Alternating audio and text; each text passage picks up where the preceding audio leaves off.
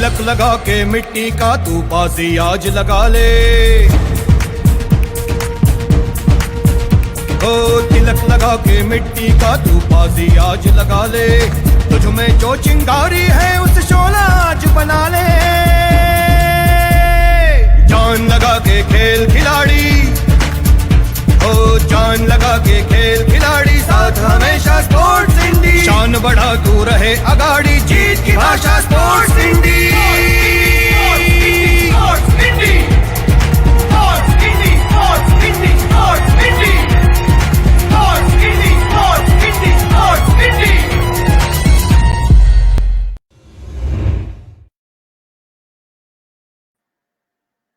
Well, as they say, good, better, best, never let it rest till your good is better and your better is the best.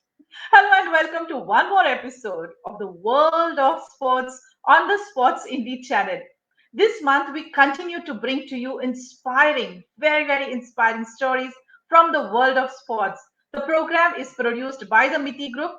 And yes, the CEO of Sports Indie, Supriya Badwe, is the brain behind his program. She will join us very shortly. Our guest today is someone who's a trainer.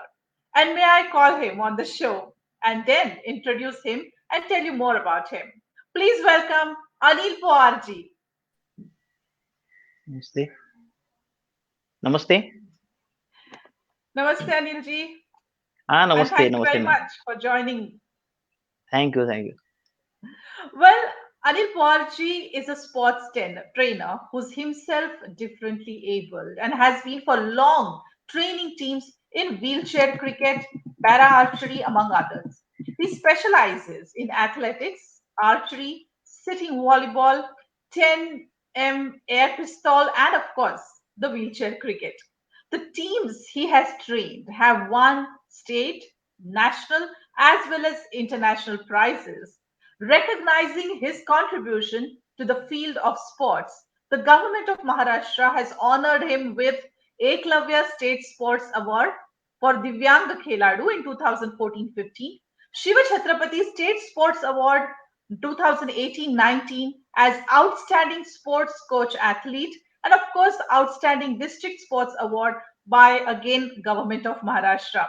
Anil Powarji, once again, it's a welcome you on the show. We would like to know Thank you. more about your years Thanks. spent in the world of sports. Tell us about the development of your interest in sports right from your childhood.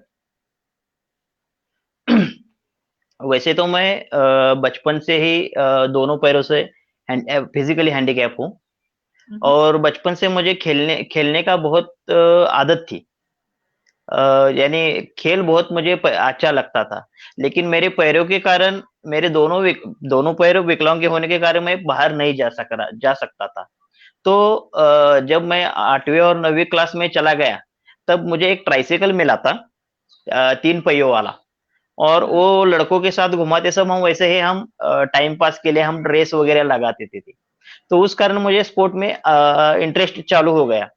बाद में पता चला कि अपने para games के लिए अलग-अलग games यानी स्पोर्ट्स होते हैं, तो उसका मैंने थोड़ा-सा स्टडी किया। स्टडी करने के बाद पता चला कि कैसे गेम होते हैं, क्या होते हैं, और उसके बाद मैंने ट्राइसिकल का रेस, जो शुरुआत में मैं करता था 3 पहियों वाला ट्राइसिकल रेस, तो उसके लिए मैं दिल्ली, बेंगलोर इस तरफ जाता था, और वहाँ से मुझे ये स्पोर्ट्स का ये चालू हो गया, हॉबी चालू हो गया। तो आप एक बात बताइए, which I mean today there are many sports that I just referred to regarding, while introducing you. But which are the sports now? You please tell our audience that you specialize in, and how and why did you select these sports? आपने इन्हीं sports की तरफ आपका झुकाव क्यों रहा है? वैसे तो क्या है कि ये जो गेम्स है स्पेशली प्यारा के लिए रहते हैं, और उसमें देखा है कि यहाँ पे थोड़ा-सा उसका अवेयरनेस कम है। तो मैं खुद सीखूँगा, मैं सीखने के बाद जब तैयार हो जाऊँगा तो और लड़कों को मैं तैयार कर दूँगा। तो उस कारण मैं अलग-अलग गेम जहाँ-जहाँ जब-जब मुझे टाइम जैसे-जैसे मिलता चला गया, तो मैंने हर एक का अभ्यास किया और वो अचीवमेंट करता रहा गेम्स। हाँ, लेकिन अभी व्हील चेयर क्रिकेट है या आप जैसे आर्चरी है, तो क्या ऐसी बात थी इन सब स्पोर्ट्स में, गेम्स में, that they attracted you or you were attracted towards them? Did you have any people who, guided you towards them? वैसे क्या है कि आर्चरी गेम और व्हीलचेयर गेम एक यही गेम है कि हम ज्यादा से ज्यादा कर सकते हैं। अच्छा। बाकी नॉर्मल जैसे कि हम कुछ गेम तो कर नहीं सकते थे। हम्म। तो और मुझे अच्छा भी लगा कि शूटे जैसा निशानेबाजी रहती है, तो उसमें इंटरेस्ट था थोड़ा सा अच्छा सा। तो उस कारण मैंने आर्चरी चूज किया। कम से कम 2009 से 14 तक मैं आर्चरी का नेशनल मेडलिस्ट हूँ। और 2016-17 में भी व्हीलचेयर क्रिकेट भी शुरू किया था मैंने खुद की, हम्म। जो अलग से इंडिया टीम के लिए रिप्रेजेंट कर सकूं।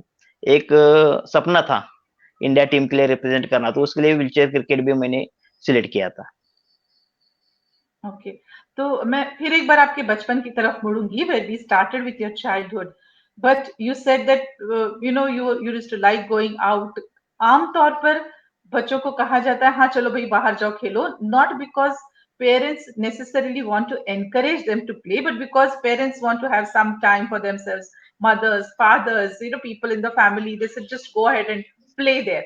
So training and playing in a more methodical, more disciplined manner is not very easily done. So आप एक बचपन से लेकर आपका आगे तक का जो ये जर्नी रही है आपकी, वो आपने किस तरह तय की है? कैसे आप एक एक खेल की तरफ मुड़े हैं? कब आपने सोचा कि हम व्हीलचेयर क्रिकेट कर सकते हैं? कब आपने सोचा, पहली शुरुआत आपकी कहाँ से हुई थी जो आप आज अब इन कुछ खेलों की तरफ मुड़े हैं? अभी जो मैंने जैसे बताया था कि मैंने फर्स्ट टाइम शुरुआत की थी तो ट्राइसिकल रेस से शुरुआत की थी। Correct. ट्राइसिकल रेस से क्या होता था, हम मैं स्कूल में था और हमारे एक टीचर थे लाड सर, तो उन्होंने मुझे बता दिया कि ऐसे ऐसे ट्राइसिकल रेस है कोल्हापुर डिस्ट्रिक्ट के सिटी के अंदर और तू भाग ले सकता है क्या? तो मैंने ठीक है मैं ले लूंगा भाग। तो वहां से शुरुआत की। लेकिन जब नेशनल और स्टेट लेवल तक मैं जब ट्राइसिकल रेस पे जा रहा था, तो मुझे पता लगा कि ये जो गेम्स है, जो ट्राइसिकल रेस है, वो बस खाली वो आपने के हर जो दिव्यांग व्यक्ति है, उनको थोड़ा-सा मनोरंजन, किस हिसाब से ये गेम चालू होते उस टाइम। ये यही दौर था कि 2006 तक, मेरे ख्याल से नहीं सॉरी 2004 या 5 4-5 साल तक वो ऐसे ही था कि दिव्यांग लोगों के जो गेम्स रहते हैं, तो उसको बस वो एंटरटेन में ही से ही इसी नज़र से या नज़रिए से देखा जाया जाता था या देखते थे। जब पता चला कि पैरालंपिक जैसा कुछ है, जो इंटरनेशनल लेवल पे अपने दिव्यांग लोगों का अपना जो करियर है या फिर उनका जो खुद का अचीवमेंट्स है अच्छे से स्पोर्ट्स में, वो दिखाने के लिए पैरालंपिक जैसा गेम इंटरनेशनल लेवल पे होता है। तो नागपुर के विजय मुनीश्वर जो मेरे गुरुवर्य है, वो अर्जुन अवार्डी है। तो उनको मैं जाके मिला और उनसे मैंने डिटेल्स में बात करी कि इसके लिए मैं क्या कर सकता हूँ। तो उन्होंने बता दिया कि आप काम कर लो कि आप पावर लिफ्टिंग शुरू कर दो फर्स्ट टाइम तो। तो मैंने कुछ Power दिनों बाद लिफ्टिंग शुरू की थी। पावर लिफ्टिंग शुरू करते-करते समय उसी टाइम मैं एथलेटिक, डिस्कस, जावलिन ये भी गेम करता था। तो करता रहा। कुछ दिनों बाद 2008-9 तक मैं डिस्कस, जावलिन, शॉटपुट ये करता रहा और जो डिस्ट्रिक्ट का टीम है अपना कोल्हापुर डिस्ट्रिक्ट का टीम, तो वो कम से कम 3 साल सेकंड रनर अप रहा। मैं सेकंड प्लेस पे रहता था, जो ऑल गेम का जो गेम रहता था नागपुर में या कहाँ पे भी होता तो उस टाइम जितने गेम के अंदर हम भाग लेंगे उतने अपने मेडल्स बढ़ते जाएंगे डिस्ट्रिक्ट लेवल के। तो इस हिसाब से मैं 1, 2 या 3, 4 गेम्स में भी पार्टिसिपेट करता था। जैसा-जैसा टाइम मिलता था उसका प्रैक्टिस किया करता था। तो उस हिसाब से मैंने अलग-अलग गेम का डेवलपमेंट करता रहा खुद के ऊपर।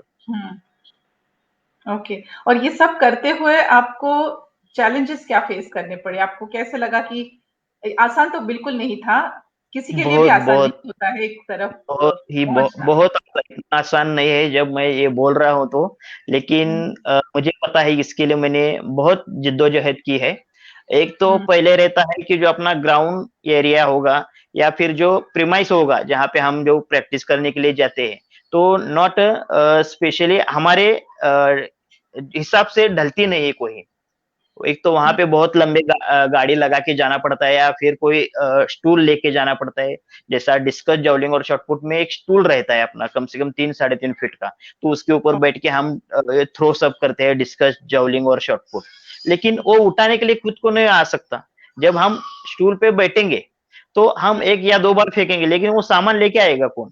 उसके लिए कोई नहीं रहता था हमारे पास। लेकिन हम क्या करते थे, हमारे जो दूसरे के बाकी के दोस्त लोग हैं जो प्यारा प्यारा ही है, तो उनको इकट्ठा करके हम प्रैक्टिस करते थे, ताकि अगर मैं जब फेंक सकूं तो दूसरा कोई लेके आ जाए सके कि बाबा ये डिस्कस और शॉटपुट लेके आए, और कम से कम 1-2 घंटा उस प्रैक्टिस हमारी बनी रही। तो वही दिक्कत बहुत बड़ी है। जी, और आज इसके भी बारे में और भी, हाँ जी। और आज भी वैसे ही दिक्कतें आज भी आ रही है कई जगह पे अभी अवेयरनेस बढ़ रहा है कि जैसे रैंप बनाओ, या फिर आप इनको हेल्प चाहिए तो हेल्प चाहिए, या किसी के पास जहाँ जैसा भी शूटिंग पे है, हमारे यहाँ पे कोल्हापुर में शूटिंग है, बहुत अच्छा बड़ा रेंज बना है, लेकिन वहां पे लिफ्ट ही नहीं है। तो स्टेप्स के ऊपर स्टेप्स से ऊपर जाना पड़ता है। तो इसके लिए हमें 2 बंदों की जरूरत है ताकि व्हीलचेयर साथ हमें उठा के लेके जाए फिर लेके आए। तो ये दिक्कतें थोड़ी सी है, तो उसके ऊपर भी हम अपना जो खुद का काम कर रहे हैं उसके ऊपर। अनिल जी, इसके और बारे में अपने आगे भी बात करेंगे, क्योंकि फिर आगे मैं चल के एक सवाल पूछूंगी। I'm going to ask you a question regarding what changes you expect from the others. But at this moment in the program, well, friends, on all the viewers and the members of the audience who have been regular at our Sports Indie channel and watching the world of sports, may I invite the CEO of Sports Indie and the actual brain behind the concept behind this program, Supriya Badveji. Supriya ji, welcome on the show.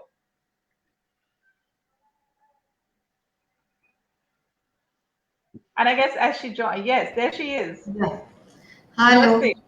Namaste. Good evening. Good evening. Namaste. And Anil Paulji has joined us here. Would you like to say something to him? Yeah, Mr. Anil Pawarji, very warm welcome from Sports Indie on this platform of World of Sports.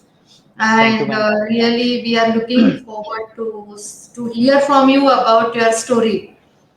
Okay, Nice. thank you, ma'am. On behalf of all team members, I welcome you again on Sports Indie Thank you. platform. Thank you. Thank you very much, Supriya ji. And moving on to the next question, Anil ji, you have spoken about your entry into the world of sports, how you have tried to overcome the hurdles, taken up those challenges. As you said, you would often work with a team of friends who with whom you could collaborate and work around. Now let me come to something else, and that is not you performing, but you making others perform. How did you turn to coaching or training the teams? और ma'am थोड़ा सा hello, I hope I'm audible. I said, how did you turn to become a coach? आप coach कैसे बने? Oh. आप एक sports player थे. How did you become a coach?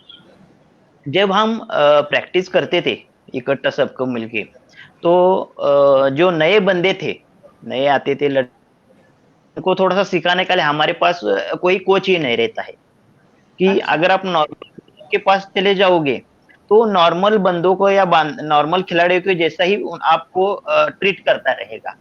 और हमें कहता है कि हमारे बॉडी के हिसाब से जो पोस्चर खराब हो चुका है और जो पोस्चर अच्छा है, तो उस हिसाब से थोड़ा सा देख के अपने को गेम सिलेक्ट करके उसके ऊपर प्रैक्टिस करना पड़ता है। तो मैंने उसके ऊपर थोड़ा सा ध्यान रखा और अभ्यास किया, और वो अलग-अलग लड़कों को तैयार करता रहा। यानी 2006-7 से ही मैं खुद प्रैक्टिस भी करता था और साथ में उनको ही सिखा भी लेता था। तो वैसे उस कारण से मैं जो डेवलप ये सिखाने के लिए ये करता रहा, कन्वर्ट हो गया, और 2014-15 के बाद प्रोफेशनली सिखाता रहा, टीचिंग करता रहा स्पोर्ट्स के लिए। Okay. Now, Anil ji, the teams that you have trained, भले वो wheelchair cricket या para archery, these teams have won state and national level prizes. आप जिससे कह रहे हैं कि आपको ये बात समझ में आपके आ गई थी कि इनके लिए जो पैरा ओलंपिक्स में या पैरा गेम्स में शामिल होते हैं, उनके लिए एक अलग से ट्रेनिंग की जरूरत है। और ये बिल्कुल सही बात है जो आप कह रहे हैं, और उस तरीके से आपने उन्हें ट्रेनिंग देनी शुरू करी। But हाँ is there any special training style that you have developed over the years? हाँ, थोड़ा सा मैं क्या करता हूँ कि जब जैसे मैं आपने देखा कि अगर एक बंदा कि कुछ ना कुछ तो स्पोर्ट कर रहा है, लेकिन उसका परफॉर्मेंस नहीं बढ़ रहा है, तो उसका कारण क्या है कि उसका जो पोस्चर है, जो अपना बॉडी का डिजाइन है, तो उस पर उसका डेवलपमेंट नहीं हो रहा है, तो उस हिसाब से उसको थोड़ा सा मैं चेंजेस करने के बोलते हैं। अभी मैं बताता हूँ कि मैं 2014 से शूटिंग कर रहा था, तो शूटिंग करते समय मैं लेफ्ट हैंड कर रहा था शूटिंग, 14 से 17 तक। लेकिन मुझे पता चला कि जब मैं लेफ्ट हैंड से उठा था, तो मेरा राइट हैंड वाला जो पोजीशन है, थोड़ा सा वो नीचे झुक जाता है, तो उसको खुद को मेरे को खींचना पड़ रहा है, तो लेफ्ट की तरफ। तो मैंने क्या किया, चेंज करके मैंने लेफ्ट की तरफ शूटिंग चालू कर दिया। अभी पिछले 2 साल से मैं शूटिंग लेफ्ट की तरफ कर रहा हूँ, Okay. लेफ्ट हैंड से कर रहा हूँ। तो Okay. इस हिसाब से थोड़ा सा मैं डेवलप करता हूँ बच्चों को। That's interesting to know. So, Priyati, let me turn to you now. He has been talking about, Anilji has been a part of many sports. There is archery and para-archery, and then there's wheelchair cricket, and then there is pistol, I mean, the use of pistol and so on and so forth for the purpose of sports. Uh, Obviously, he has been exploring much, much more. Which are your favorite sports? And is there any particular reason why these are your favorite? Yeah, I think everyone has his own choices about selecting sports, but as Yes. far as I'm concerned, I'm following. I like to watch and play running, relay, and it's more kind of all athletic events. Okay. Because during my school days, I was a runner and participated uh, in many running events like 100-meter, 200, 400, 800, and then I have got many medals for during my school days. But unfortunately, what happened, we discuss in on many platforms about taking sports as a career. So when it came to selection between academics and sports, of course, academics has given a major importance, and then I stopped my activity to pursue sports. But today, if you will ask me, then of course relay and running and everything is my favorite sports. Even I like cycling also. So as Yeah. I said earlier, I have bicycle and I have named it as a Elizabeth, and it is inspired by one Marathi movie. So I know. yeah, so I generally follow running, and if you come, you ask me about watching something athletics. So gymnastics, I love a lot watching gymnastics because it's all about flexibility, mental and physical balance, and everything. And even I think running is the base for all sports. You may take it as a badminton, you may take it as a tennis or anything, table tennis. Everywhere running is plays a very major role.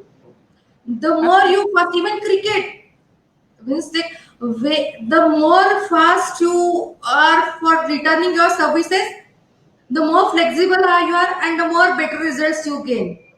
So I think that is running is most important, and I love running. Is like that is what I want to say. Thank you very much for that answer. And Anilji, I turn to you now. You have been a coach for many, many teams and you have trained those teams. What do you expect from the teams as a collective team and from players as individual players? What are your expectations? Because those who are watching these programs, these episodes on the Sports Indie channel, many of them would be, wanting to play a very important role in the world of sports. And they may want to know what is it that the trainers, the teachers, their mentors, they expect from them while they come into this field.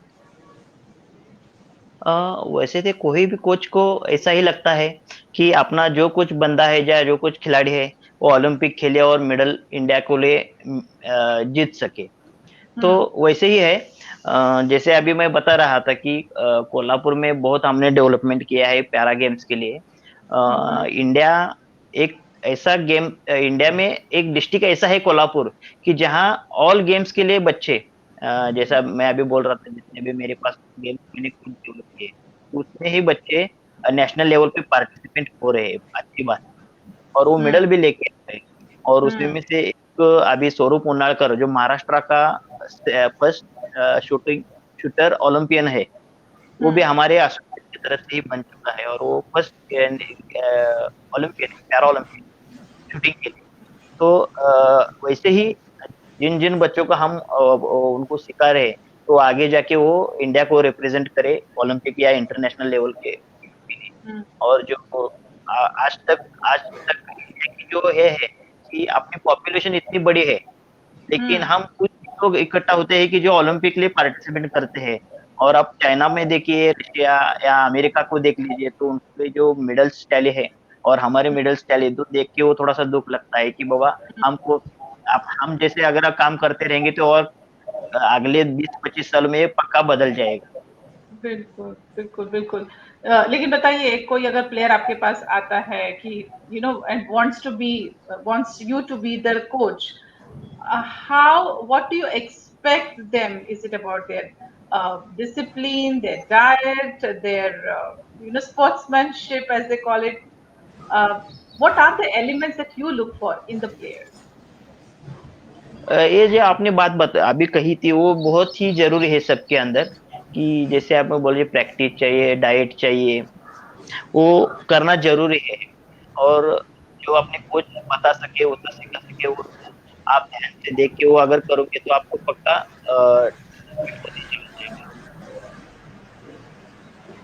You are the founding president of Kolhapur District Paralympic Association. This happened in 2006.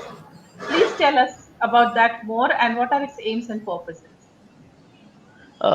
इसी का उद्देश्य यही है कि जो para games develop करना चाहिए, अपने डेवलपमेंट होनी चाहिए, तो इसीलिए हमने ये एसोसिएशन इस्टेब्लिश किया था। और उसका अभी जो मैं बोल रहा था कि वे स्वरूप उनाळकर है, जैसे और स्वप्निल संजय पटले स्विमर है, ये एशियन मेडलिस्ट है, 3 एशियन मेडल है उसके। अभिषेक जाधव है, ये भी एशियन पार्टिसिपेंट हो चुका है। और अफरीद अख्तर, और ऐसे कुछ बहुत से लड़के हैं जो कि नेशनल या इंटरनेशनल लेवल पे अपना अच्छा काम कर रहे हैं। ये इसी एसोसिएशन की माध्यम से हो चुका है, जो हमने इस्टेब्लिश किया था, उसी कारण आज ये लड़के तैयार हो चुके हैं। तो यही एक मोटो है हमारा, है कि हम एक गेम ज्यादा से ज्यादा लोगों के पास जाके बता सके कि इनके इस गेम के माध्यम से आप खुद को कितना अच्छा तरह से सेट कर सकते हो।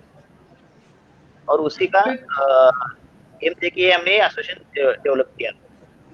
जी, Supriya ji, let me ask you one more question in this program today. As Anil ji is explaining and expressing his ideas about how he can take the para games ahead and how much more efforts can be done for that, which are the areas in sports you think need immediate attention that we can perform better? As the sports Sandy aims, the main focus should be on sports ecosystem. So we are just discussing this subject since first episode of World of Sports. So we have lot of talent, sports talent specifically in India, and we do have expertise also. But what we what I can say, it's maybe my personal opinion, that there are big disconnects what is available. So maybe we have to first think to how we can consolidate all these things as a sports ecosystem. Maybe like what I shared earlier. So like diet, nutritionists play a very big role. Maybe for well-being or mentally being very balanced, we need some psychologist. For a physiotherapist is one of the important factor of sports ecosystem. Sports medicine is equally important, and of course equipments, infrastructure. So this is all, even sports media, sports journalism, sports manager. These are all areas we should all concentrate I think government is taking some initiatives, but as society, we have to focus on this area, and we have to consolidate all these factors of sports ecosystem, so that for nurturing some sports persons, if we bring all these factors of ecosystems together, there will be better results. As of now we have talent, but consolidation and this bridging the gaps between the scattered areas or scattered factors available. If we bridge those gaps and we can connect those dots, definitely things will be better. Secondly, I just want one more thing, like we must have one more emerging field, or we must have something focus on sports engineering also.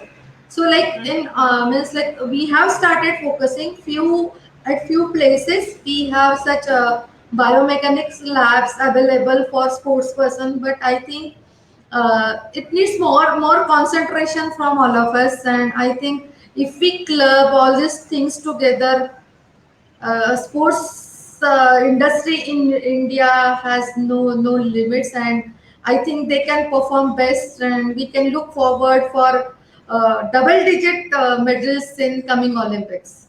Absolutely, because I know, I understand this. The thing is, we are such a hugely populated nation.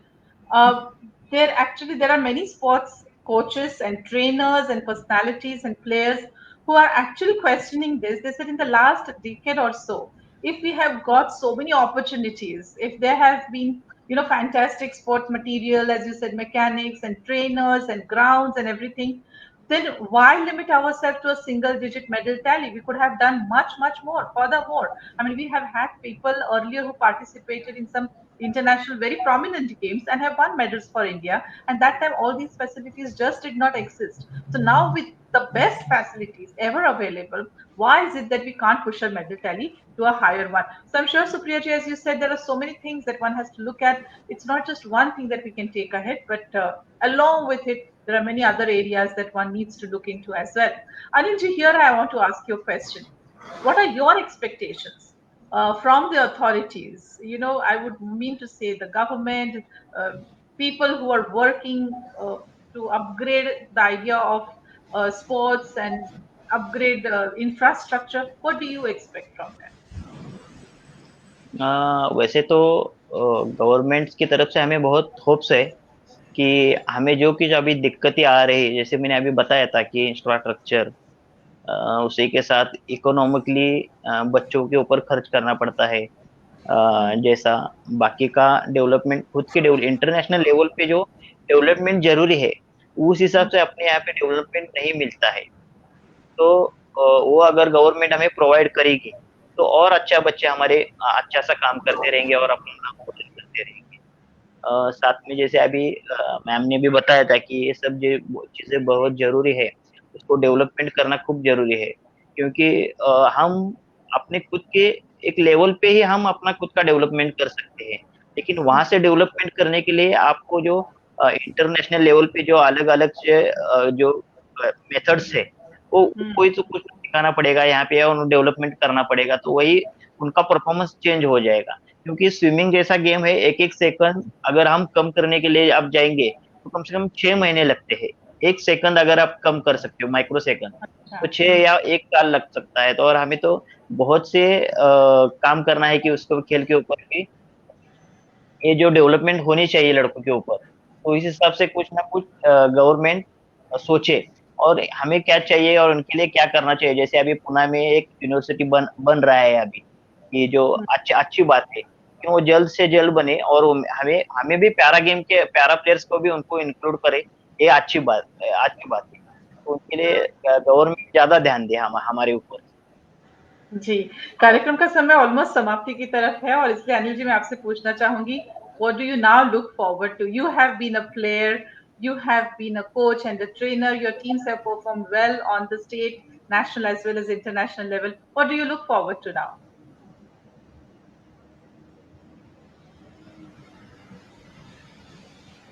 Hello, हाँ जी, आवाज आवाज हाँ, आवाज नहीं आ रही। हाँ अभी ठीक है। हाँ आप हाँ, what do you look forward? आप आगे क्या सोचते हैं आगे के लिए, आने वाले समय के लिए?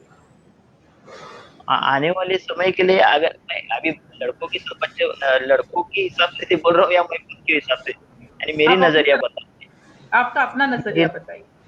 अच्छा, हाँ, हाँ। नहीं, अभी मैंने तो जो नेक्स्ट आने वाले जो ओलंपिक्स है तो और एशियन गेम्स है तो उसके लिए भी थोड़ा सा मैं ध्यान दे रहा हूँ अभी, कि थोड़ा हम्म, सा और मेहनत कर सकूं। जो शूटिंग शूटिंग जो लास्ट इवेंट अभी मैंने बाकी के इवेंट तो थोड़े खुद खेलना बंद कर दिया है, लेकिन बच्चों को सिखा रहा हूँ।